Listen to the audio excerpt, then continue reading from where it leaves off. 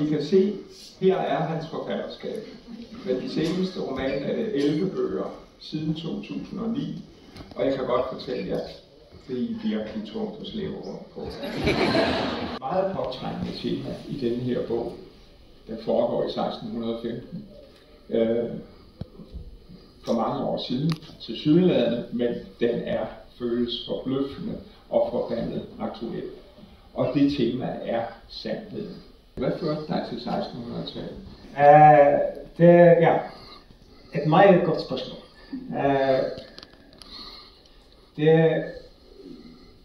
Hændelsen, det som fik mig til at skrive denne bog, den drab, eller siger man slagter, af den baske hvalfangstede, som en episode i den islandske historie, som vi snakker ikke så meget om. Og da jeg først læste om det for 20-30 år siden, så var det meget svært at finde noget om det. Det er stadigvæk noget, som vi vil helst ikke snakke om det.